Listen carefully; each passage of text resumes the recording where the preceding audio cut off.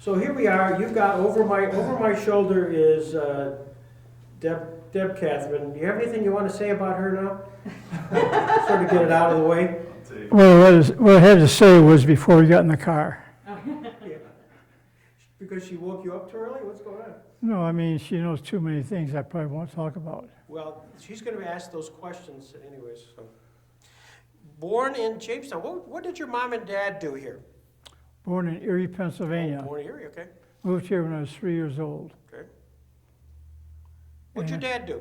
My dad was a contractor called F.A. Humbert, is marble and tile contracting in Jamestown from 28 to 68. And your mother, was she Homebody. homebody? She had myself, my little brother, Okay. And your brother's name was? Rob Benson, Rob Benson. also Allegheny graduate, Also Phi Delta? also Phi Delta. Okay. It's a great fraternity, don't you think? It's marvelous. Just love these leading questions. Then you entered and was at Jamestown High School. And what year did you graduate from Jamestown High School? Okay, let's back up a little bit. Sure. I went to Faulkner Street School. I went to Washington Junior High School, like my daughters did practically. And then I graduated from JHS in 1943. When did you meet your wife? I met her when I got back from the service in 1946. Okay. I was separated in January 46, and I met her that summer. So when she asked you about your military career, what did you tell her? Well, she's a pretty young girl. I don't know if she understood everything about the war. I told her it was no fun.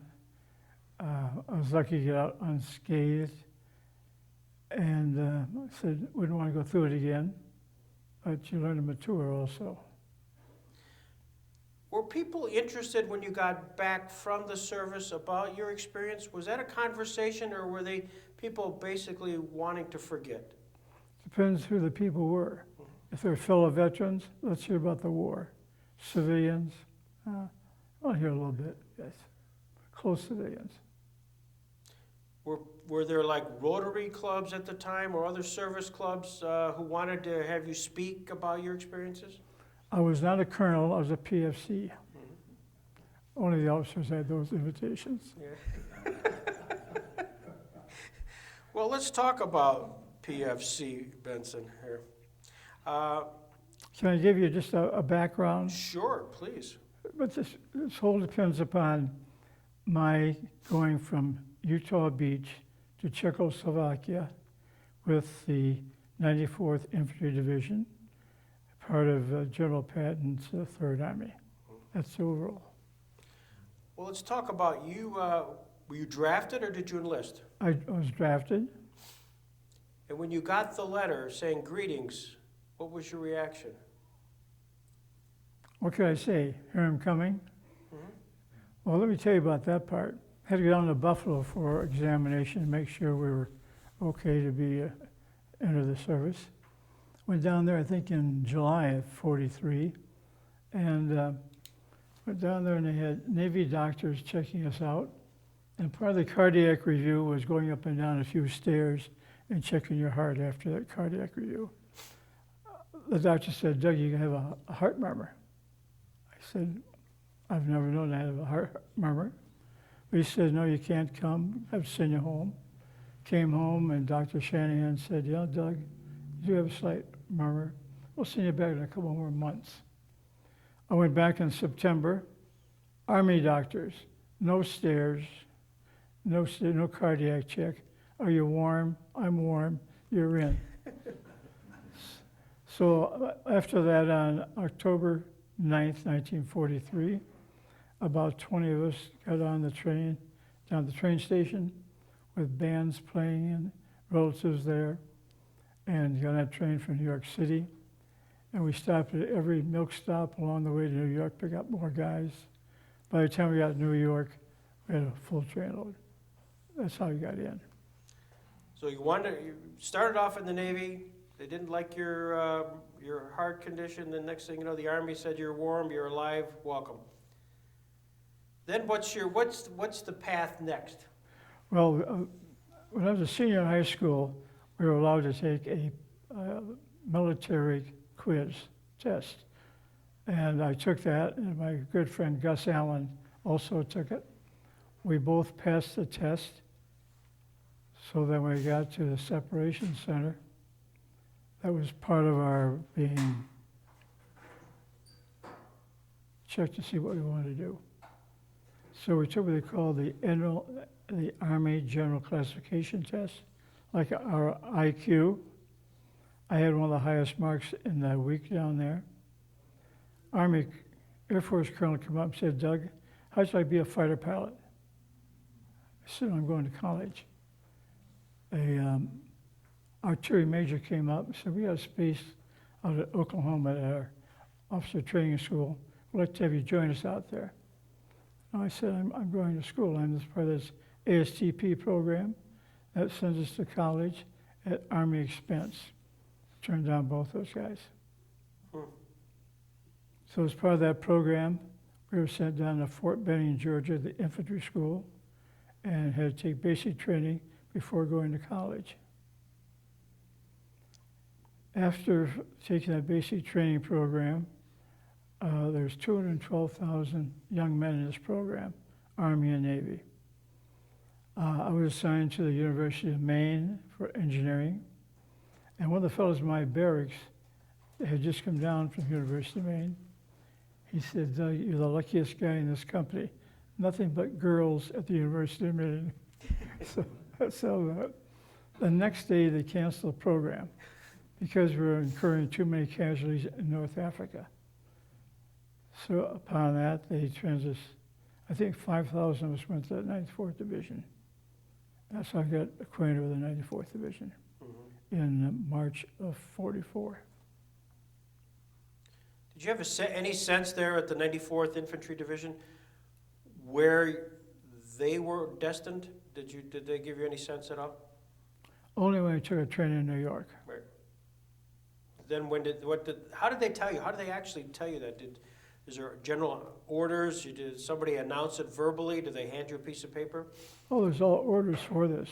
Yeah. People, organizations, where you're going. Sometimes you don't know until you're on the ship. Right. And in New York, we got on the Queen Elizabeth. Then when you got the Queen in '44, you worked your way to Scotland, right? Yes, we took the Queen Elizabeth. I think it was about 5 days. Nobody got seasick. There was 20,000 people on the Elizabeth. Our whole division is 15,000. There were some Army nurses and some Air Force folks, but we were the bulk of the passengers. And of course, we landed in Scotland. By the way, on your way over, did you have to do that zigzag? Every 10 minutes. Really? So we couldn't find any German subs. Right. We had no protection, no destroyers, nothing. No escorts? Just bare ourselves. Yeah. So we got to Scotland. They put us on a train to a camp in England where we continued our training and also keeping us busy with sports before we went into France. One day we had a young man from the 94th playing softball. He got hit by a baseball bat, broke his nose. So they made a mistake of sending him to one of the combat hospitals in England. He came back and he was really down the dumps because he went to this hospital, amputations, heads shot up, just a mess of guys coming back from combat. Right. And he was telling us what he saw there. Yeah. It made the rest of us feel very, very good about that. So then I had a pass to London while I was in England, and I was at a USO program in London in which Fred Astaire was heading it. He was the main guy there. And he was going around asking people who they were, where they're from, and so on. And he stopped and said, "Who are you?" I said, "I'm Doug Benson, Jamestown, New York."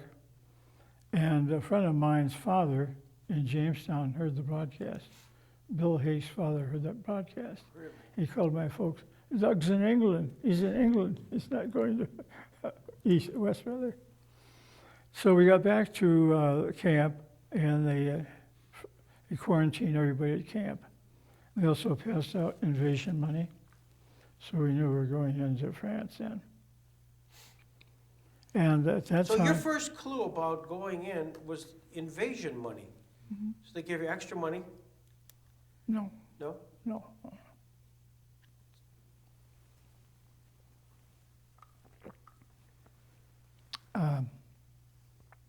I forget how much they gave us. Maybe they traded off our money for French money. Yeah.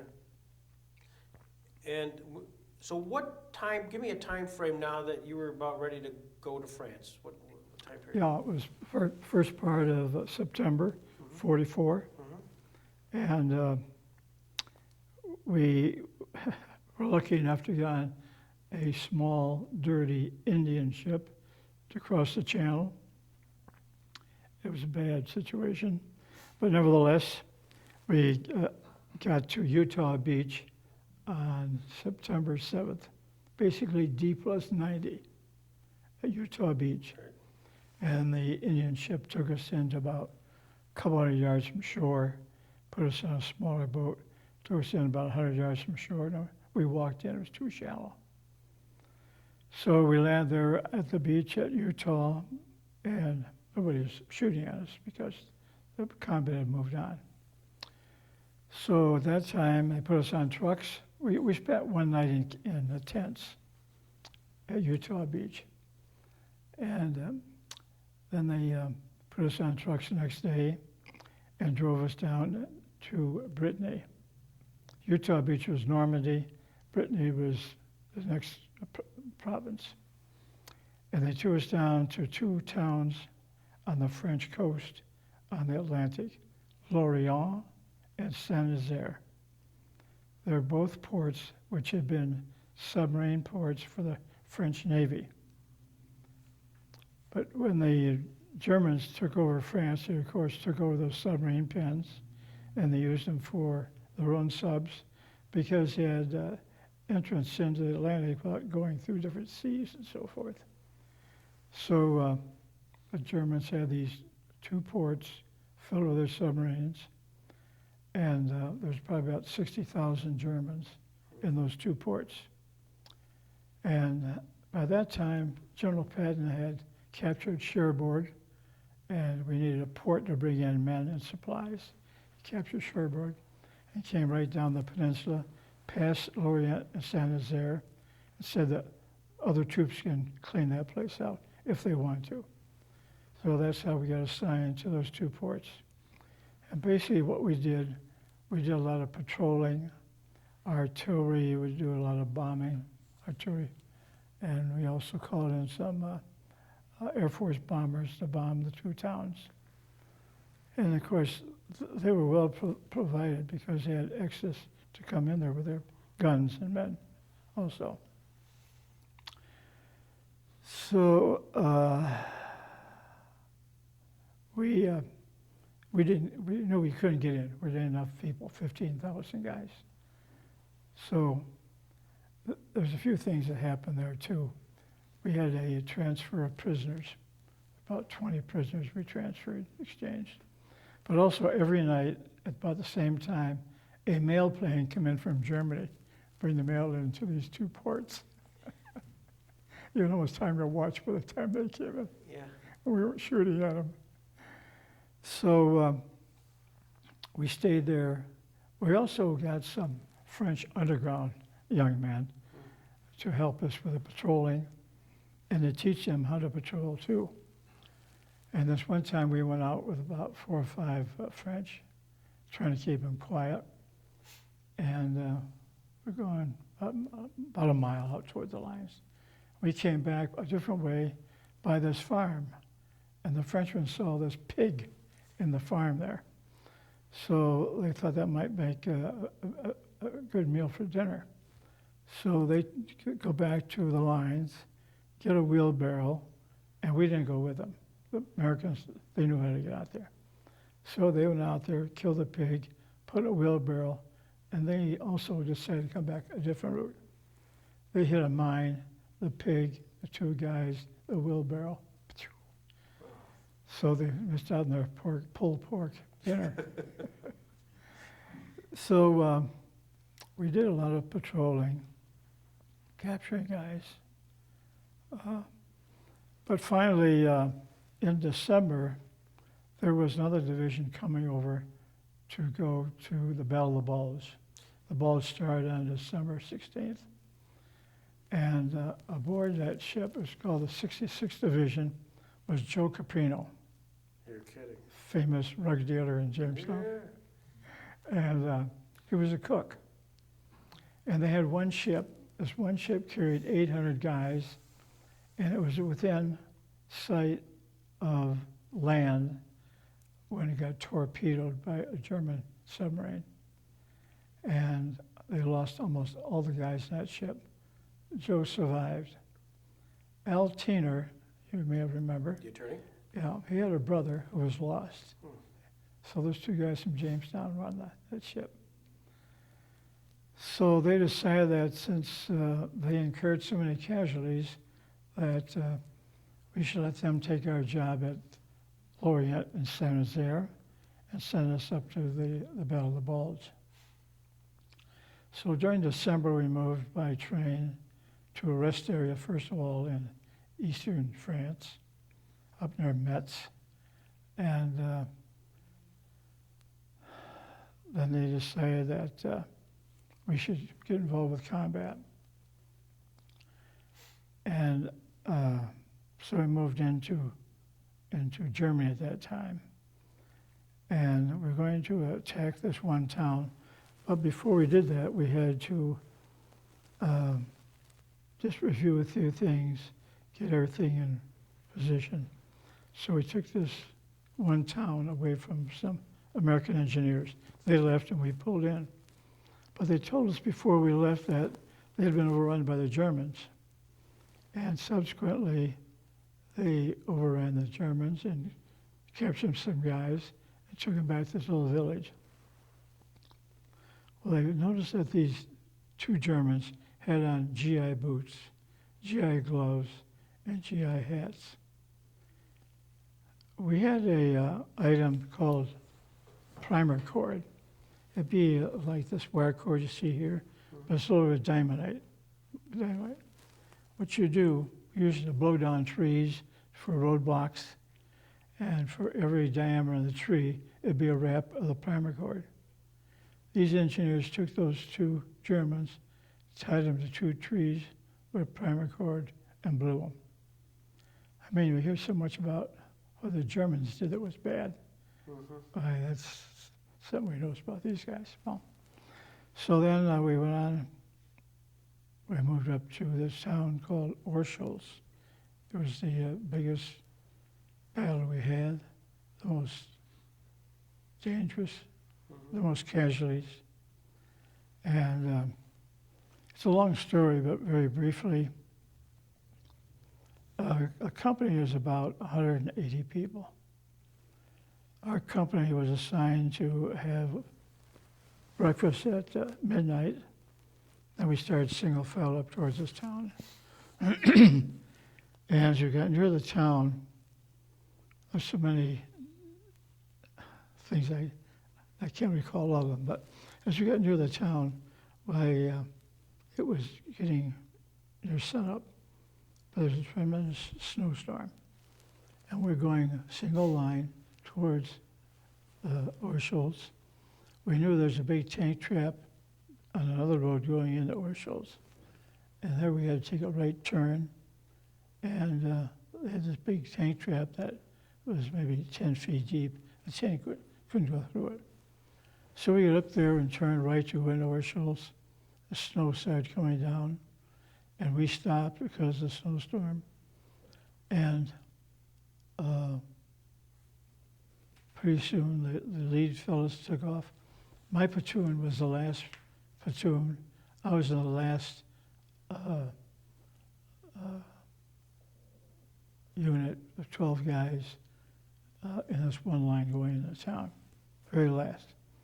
So the snow kept coming down, with the front part of the line moved in, and one of the guys who had a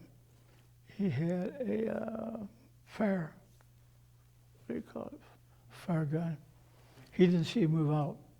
So they all moved out, and the 12 of us never moved out. And this field was covered with little pine trees. So if you lay down, they couldn't see you. But we lay there all day in that snow, getting shot at by artillery, mortars, machine guns. And our guys got in town where we were applying fire to a big bunker set fairly close where we were. Well, meanwhile, we learned later on the fellows in town were taking a beating, a lot of casualties, running out of food, running out of medicine. So as dark came, we decided we'd go back to where we started from, back in the woods about a mile away. Most guys want to go back the way we came in. I said, I'm going to take a shortcut. And I took about 6 guys with me. There's a little stream there. And it was a night that was clouds and clear moon. When the moon come out, we looked for tripwires in this creek. It wasn't very deep. You'd walk through it because we knew those are mines, tripwires. So after the sun went behind a cloud, we know the tripwires were. We'd step over, make access back where we were. I don't know if this will last.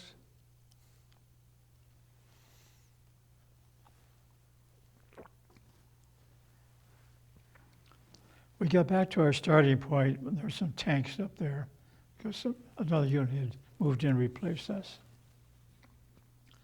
By that same time, the Germans started firing artillery, so we climbed under the tanks to stay away from the shrapnel.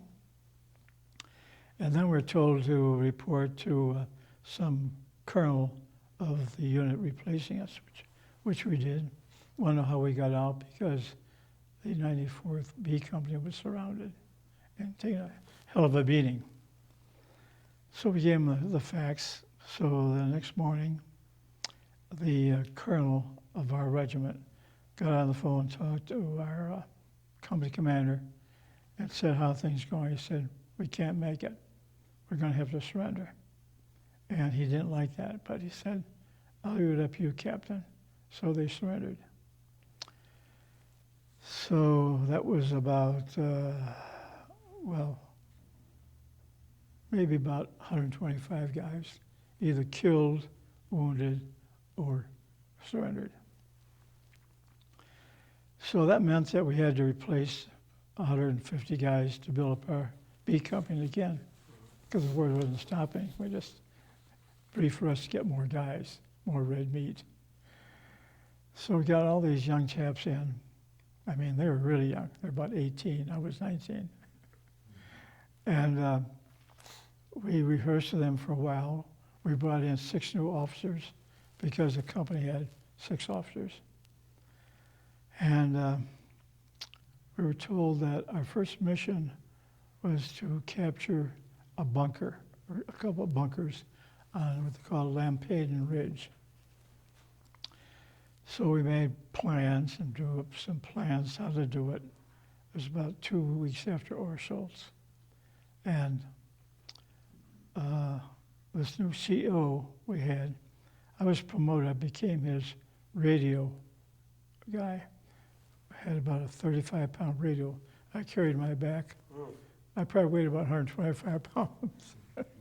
So I had to shadow him. Wherever he went, I had to go.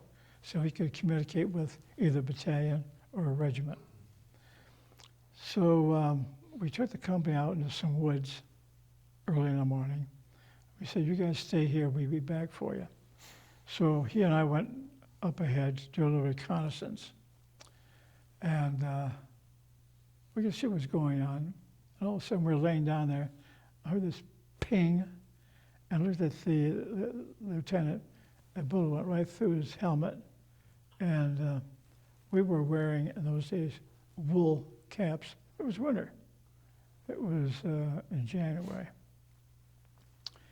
So we took it off, and he wasn't hurt, but he scared the dickens out of him. So we kept doing our reconnaissance. We finally went back and brought the company up. We knew what we wanted to do. So we took charge of this one platoon in particular. That's 40 guys. There's 4 in a company. So our guys went up and they started attacking this bunker, but they ran into a minefield. The Germans were not dumb, they were smart. They had a mine they called the shoe mine. SCHU was made out of wood. You couldn't pick it up with our metal detectors. So it was a weapon we didn't have. So in attacking this bunker, we lost about 4 guys, I guess. It's right above the ankle. You lose your foot. So they finally overwhelmed this bunker, and about maybe 20 Germans came out. And the captain yelled, I said, "Tell them to go down here, I want to talk to them." So they piled out of this big bunker, big concrete bunker, huge. And the guy said, mining. No, mining. Because they know they put them there. So we argued back and forth, and the captain said, "Start sending one man at a time, or we're going to start killing one guy at a time." So they still hesitated, and he said, "Doug, shoot a round over their heads, just for kicks." I just had a little carbine I was carrying, because that radio, I couldn't carry a big M1 rifle. So I shot over their head, way over their head, I wasn't going to hit anybody. And so they started coming through, and they had lost about five legs, I'd say. So that lieutenant, or that captain, who came in to be our company commander, the last we saw him, he went back for observation, I guess, and observation decided he should stay out of combat. He went, I don't say wacky, but, well, these things happen. We had 2 guys in our company that shot themselves to stay out of combat. One guy had a carbine, shot himself through the foot. I'm sure he's okay. One guy took a .45 caliber pistol, shot himself through the hip. If he's still living, he's still limping, because it just don't do that way. But they got him out of combat anyways. So that took care of Lampane Ridge. How was your mental health through that process? Scared, Yeah, like 99% of the guys. yeah. I had some notes. Deborah? Yes. I think they're in my coat out there. A few notes. See where I'm going.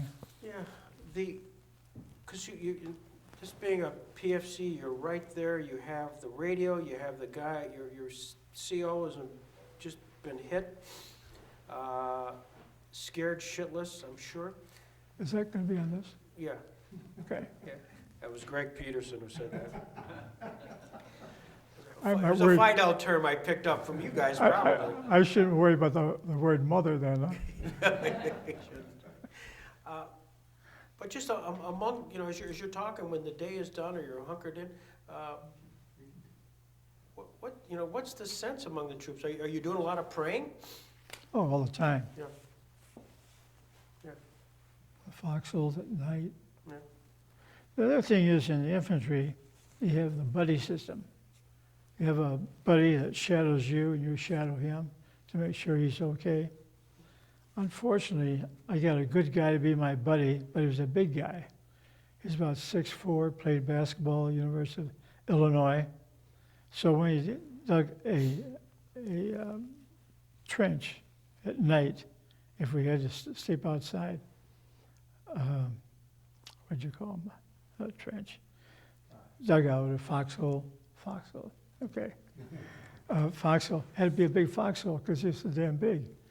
He's so big, tall, so tall. But even at that time, we slept with everything.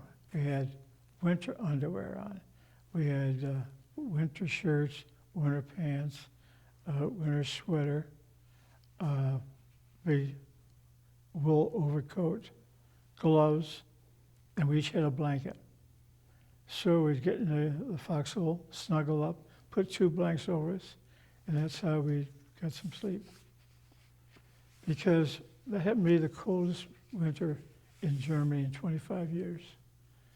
And we were outside all the time, unless we moved into a village we may have captured, may have been pretty well shot up, but there was always usually some room in the basement, get some cover in the basement. Otherwise, it was outside. Mhm. So let's see where I left off, fellas.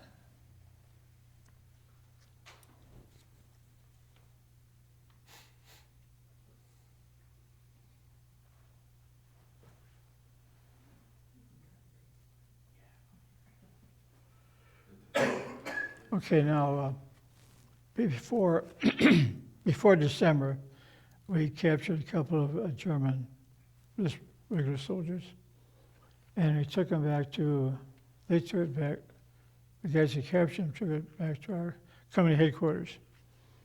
And we wanted to interrogate them, but the captain said, no, we ought to send those guys back to battalion or regiment, let them do the interrogation. So these two guys jumped up and said, we'll get a Jeep, we'll take them back. Might be 5 or 10 miles back there. So they loaded these guys in the Jeep. They took off, they knew where to go. In 2 minutes they were back. What happened? What's going on here? Well, they tried to escape, we had to shoot them. I mean, Americans were not perfect. Yeah. It turned out that one of the kids, one of those two kids in the Jeep, just lost a brother in the Pacific. So that was about time in the summer that we moved up, told you about the attack at Orscholz.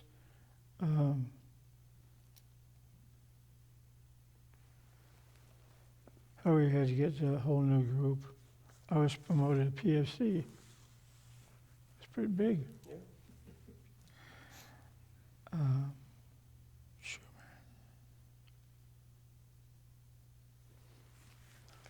Okay, after that happened, we crossed the Saar River. We were in a position over there where we were in a triangle, the Saar River and the Mosel. And up ahead was Trier, famous old fortress the Romans had. That was something. So we had to cross the Saar River to go to the Saar side, which we did, in rubber boats, because the bridge had been knocked out. Our regular landing boats didn't get there. They got lost someplace. So we crossed those in air-inflated rubber boats. That was a little hazardous too. But once we got over there and we covered action on a hill there, took over for some other guys, two of us got called up to the company commander's office. He said, fellows, I've got some good news for you. Benson, you're going on a 3-day pass to Paris. I forget what his name was. Mr. X, you're going to West Point. He had passed some kind of test before. They're calling him up right out of combat, going to West Point. I didn't know what his name was, but he probably was either in the Korean War or maybe Vietnam War, or he's probably dead. But he at least got 4 years out of combat. Right. Yeah, that was really something. That's interesting.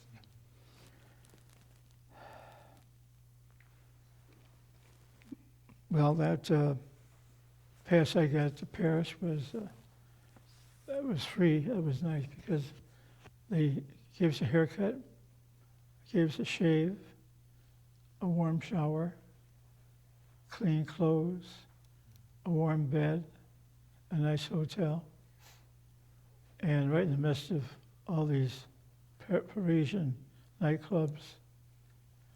One night we're in this, I'm talking about guys, we're in this one nightclub, and the lights went out. I thought it was kind of a raid going on now, but the lights went out, and all you could hear was giggling and squealing. They came back on in a few minutes, but that was the excitement for that evening.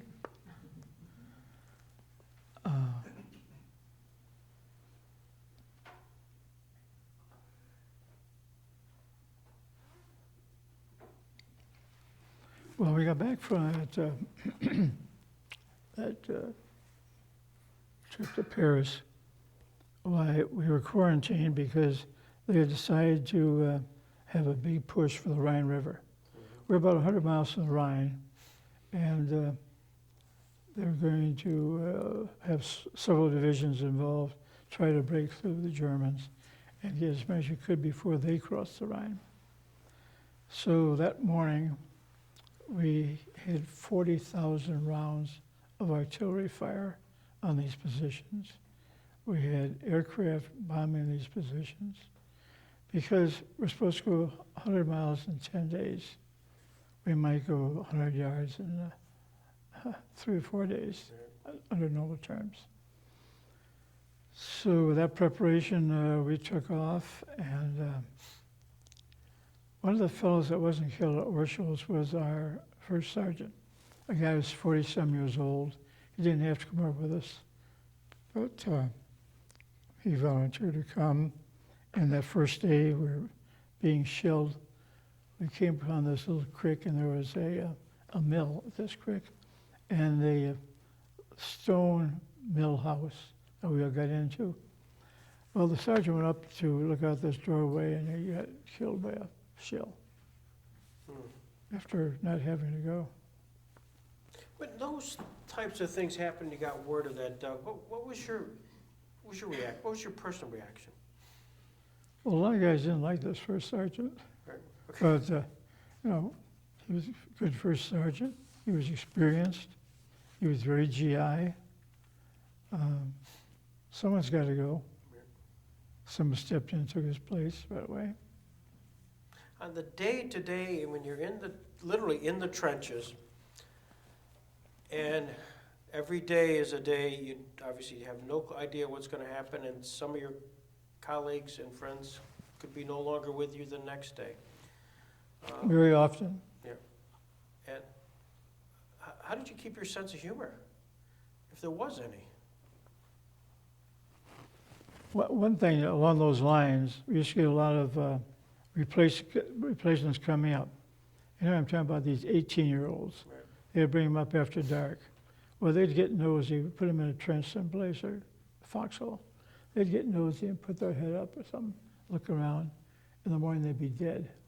They didn't see 24 hours, they're gone. So makes you think about it. Be careful. Keep your head down. The thing is about the war compared to the recent wars, we had to win that war. It's entirely different because we were attacked by the Japs. We had to win that one. Okay, so after we started this 10-day push to the Rhine River, I was with the captain and the driver, and we sort of got ahead of our guys because Germans were giving up, there wasn't too much fighting going on. So we pulled in this one little town, and we started walking around, come up to this barn, and there was some pigs eating some dead Germans. I mean, this is commonplace. Yeah. It sounds terrible here on a Saturday morning, but it was common, yeah. The same way if you had some dead Germans that had been run over by tanks, they'd be about 1 inch thick and about 8 feet wide, Mm-hmm. The thing is, just a personal thing. Right. You didn't mind that because you saw it quite often. But when you get out of the service, I had 3 daughters. And if you got a nosebleed, tell me where to take care of them. Yeah. Okay. So we had a lot of tank support going up the Rhine River. We headed towards a large city called Ludwigshafen. It was on the opposite Mannheim on the Rhine River. And some other division was trying to take it. They couldn't do it. So we did take it. We went through the largest, we went through a plant that belonged to the largest chemical company in Germany, IG Farben Corporation. It had been bombed out by our bombers, but we had to go through all this equipment, Germans and stuff. And before we got that far, by we came across, there was about 7 armored personnel carriers in a line outside this restaurant. They'd all been knocked out. The guys are still hanging out of them. That whole line of 7 got in somebody's sights. So, but we took it.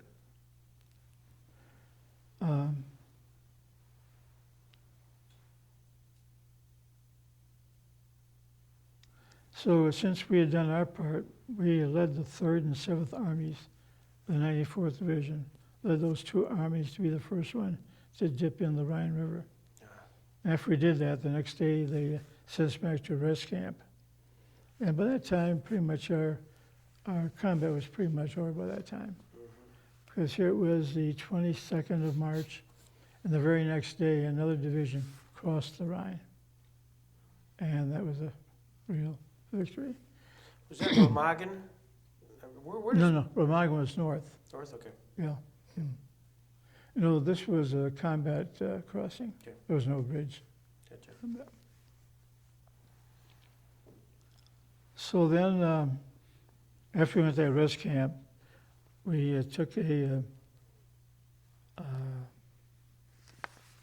moved the division up to the Rhine opposite Dusseldorf. And there was no combat up there, but there was a lot of houses. We moved into a house that had a fountain outside and nice big cushions on the beds. We lived, but we also had to patrol the Rhine to see what's going on the other side. So we did that for a while, and pretty soon somebody captured a bridge and got us into Germany. And then we had May 8th, VE Day, in a place called Wolfrath. It was a suburb of Dusseldorf. We had a grand time there for about a month, but we had to move because that became part of the English zone of operation. So then we moved on to Czechoslovakia, near Pilsen, and we were right next to the Russians. They had captured the eastern Czechoslovakia, and our guys had captured western Czechoslovakia. And we slept in the woods in tents. We had no other facilities. And the Russians were a strange group. First of all, they had a lot of horses. We had these big trucks and tanks moving through these roads. We had these horses pulling wagons. And some looked like they're from very eastern Russia, close to Chinese features. And of course, we had some joy to it. There was this train that went through our bivouac area into a little town every night and come back in time we wouldn't be late. But it was a wood-burning engine, throwing sparks all over the woods. You know, it was really something, but it was worth the fun anyways. So we moved to several different places. Well, first of all, getting back to the Russians. They loved American cigarettes. They had to have American cigarettes. We used to get about a carton a week. I was not a smoker. I sold them to the Russians. $50 a carton. 1945. My total pay was $95 a month.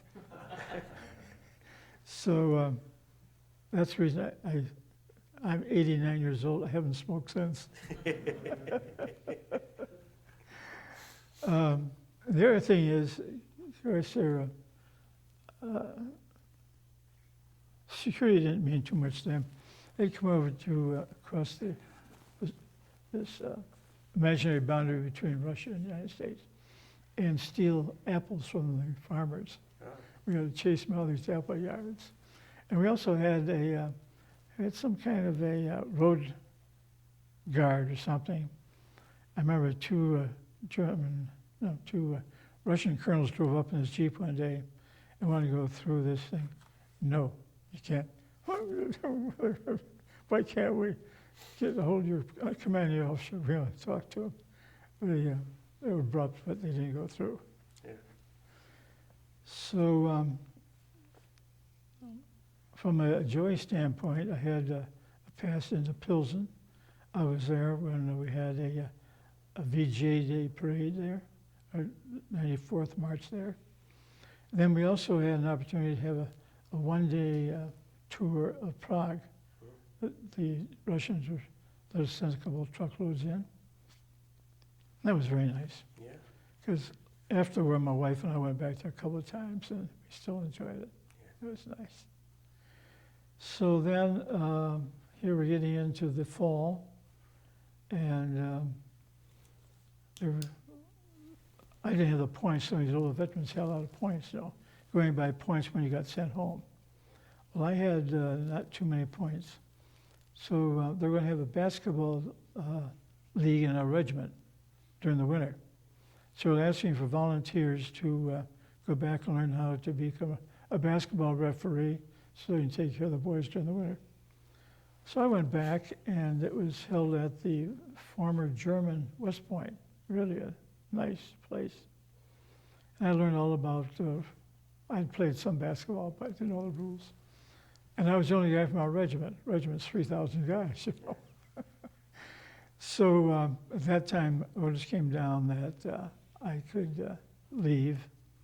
They sent me to another division, the 80th Division, just to go back with somebody. And we left France on New Year's Eve, 1945. Yeah, because 46 came up. So then we took this Colby Victory ship. It's a brand new Colby Victory ship, held 1,500 people. I don't think anybody got out of the bunk for a whole 10 days. They're all seasick. Yeah. On the Queen Elizabeth, nobody got seasick. Mm-hmm. Let's say in the Atlantic, North Atlantic storms in January. It was bad. So then we landed in the States, went to Fort Dix, got my discharge, hopped on New York Central, and got into Westfield about 10 o'clock. Place was closed except for one guy there. I said, "Where's the next streetcar?" JWNW. Oh, he said, "It'll be about 8 o'clock in the morning." I said, "This is my first night as a civilian." He said, "Sleep on the bench." He said, "No one's coming in. We'll lock it up and sleep on the bench." So I slept on the bench. Welcome home, Doug Benson. Next morning, first streetcar back to Jamestown. That was it. Did your family know you were coming home? Yes, but not the exact date. They knew I was in the States. So talk about, someday you knock on the, at some point you knock on the door and there you are. What's the reunion like?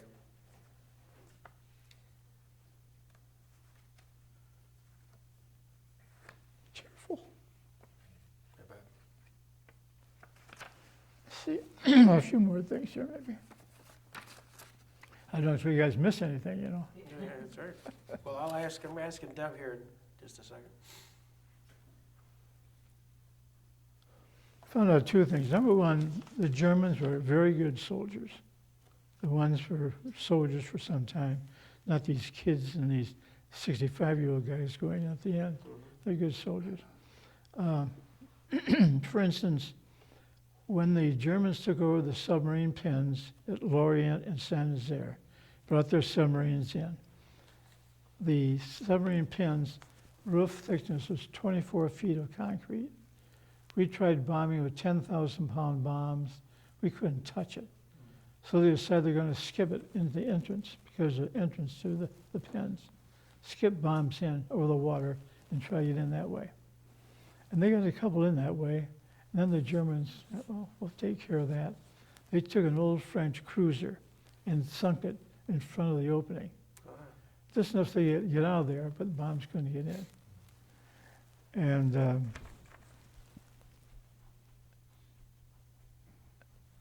And of course, the overall situation near the end was that they were destitute with the people they had, the supplies they had, and we just outproduced them. We didn't kill them all. We outproduced the Germans. That's why we won. They had good soldiers, but we outproduced them. They couldn't touch us that way. And the other thing I learned in different training camp, you can't teach courage.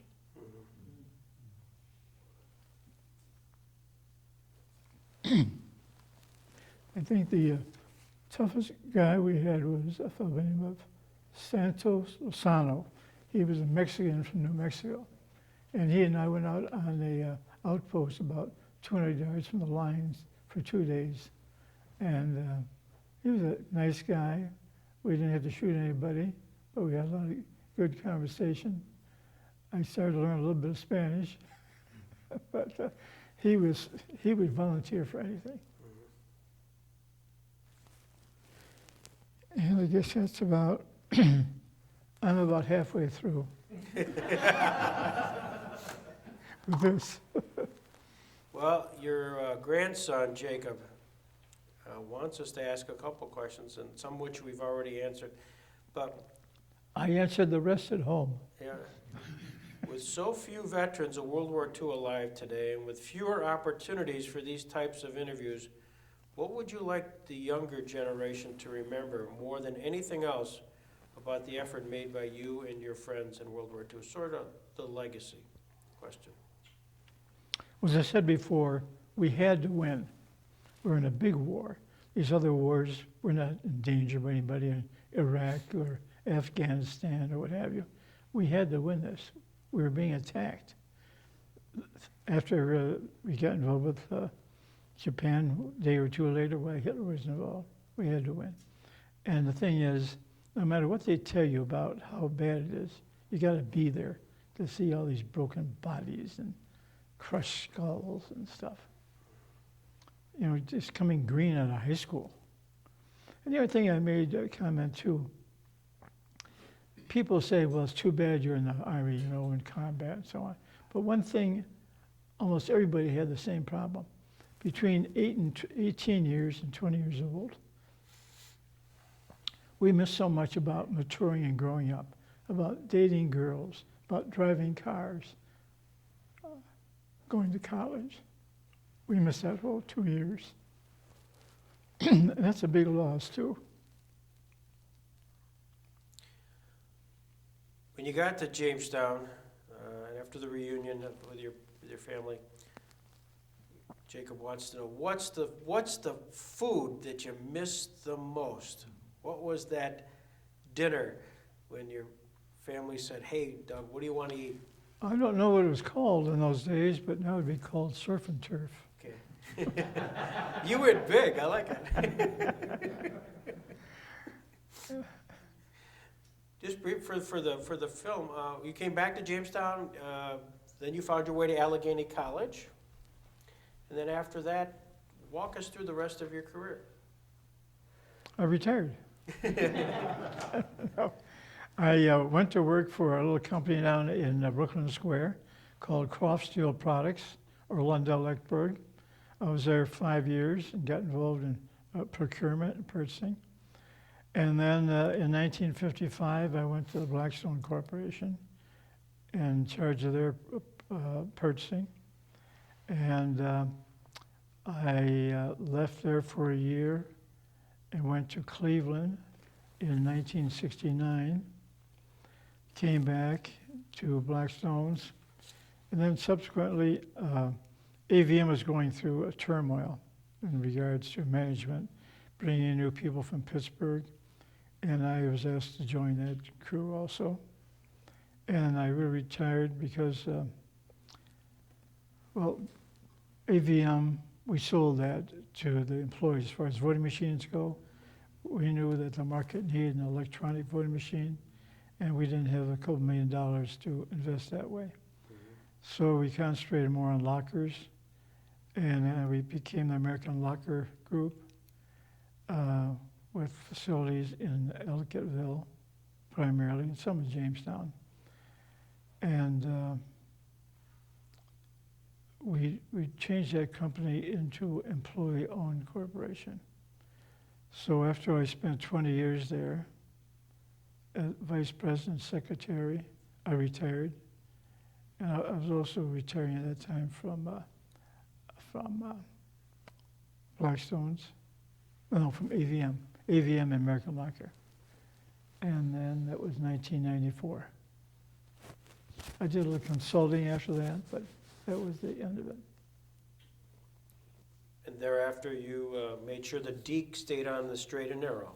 Who? That's a lot. You can find another way home. That's perfect. Deb, what's the question we should be asking? You know, the one thing my dad always said to us when we were growing up, he always felt that when kids, this is sort of be like European countries a little bit, they always felt that when young people graduated high school, they should give a year of service to their country. It doesn't necessarily have to be in the Army, the armed forces in any way, but it should be a year of service. And gain that maturity you get with doing something like that, and then go on to college. And then my sister Karen always said that it was something about my father being in the war that molded him to the person he is today. He's always been about country and honor. So I think those things. Well, getting back to your first thing, honey, 94th Division used to have an annual reunion, and I was at one about 5 years ago, I guess. And the main speaker was a major general. And afterwards, I went up and talked to him. I said, I don't believe in females being in combat. At this time, the war was going on in Iraq at that time. He said, Doug, show me where the front line is. He had me. But I still believe that there's certain enough jobs for females. They don't have to be in the front line. Of course, that's because they have 3 daughters, too. I mean, that fits into that a little bit. 3 daughters, 9 grandkids, and 7 great-grandchildren, and still counting. And 2 son-in-laws. Okay. Doug, I think you should tell that little story snippet that speaks to how scary it was to be 19 years old and in the war. You described several years ago a circumstance where you had gotten separated yourself from your unit and found a place to get shelter in a building or something, and the Germans, could you tell that? I remember it. And the Germans were going house by house, and you were in one of the houses. You only told us this story within the last 15 years. We didn't hear this story until very late in our year. And they were going house by house, and they came in without throwing a grenade in first. And you were there, and you had to shoot them to get out. Oh, there's a story. Oh. But how scary, what, I mean. No, this goes back to going into IG Farben, huge chemical plant. And of course, been bombed out, machinery is laying all over and so on. And I got separated, it was dark, it was really dark. I got separated from the rest of the company headquarters, and I heard some racket, and can't tell who it was, Americans or Germans. So there was a little, sort of like a office on the floor of the plant. And I went in there, and I heard these footsteps approaching, and there was no American swearing going on. There was no American terms going on.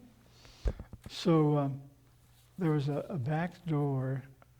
I got near that back door, and the building was divided. They came in through the front door, and I thought, well, got to do something. So I threw a grenade in their direction.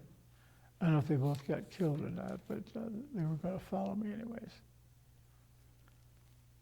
You know, people always ask me, you know, well, in fact, it's surprising it didn't come up this morning.